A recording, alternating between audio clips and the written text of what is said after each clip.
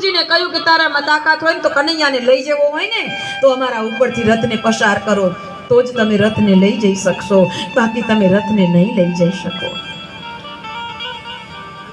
ગોપીઓની આ સ્થિતિ જોઈને ભગવાન રડે છે. ભગવાને જોયું કે બધી જ ગોપી આવી છે, પણ રાધિકાજી નથી આવ્યા. ઠેકડો મૂકીને ભગવાન દોટ મૂકે છે. રાધિકાજીની ડેલીએ જાય છે. રાધા એક ખૂણામાં બેસીને રડી રહ્યા છે. રાધા પાસે જઈને ભગવાને કહ્યું કે રાધા, તેરે વિના કનૈયા આધા, પણ તમે જ કહો રાધા કે મારે શું આટલું જ કામ કરવાનું છે? ત્યારે રાધાએ કહ્યું છે કે નહીં કાના, તમે જાઓ. આ રાધા ક્યારેય તમારા કામમાં બાધારૂપ નહીં બને. જાઓ કનૈયા, જાઓ.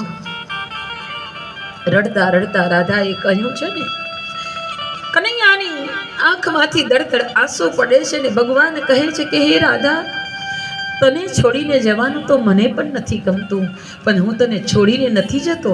હું તને મારા હૃદયમાં લઈને જાઉં છું, અને આજથી હું તને વચન આપું છું, આ મોરલી, આ તારો કનૈયો આજ પછી ક્યારેય નહીં વગાડે, એ હું તને ભેટ કરીને જાઉં છું.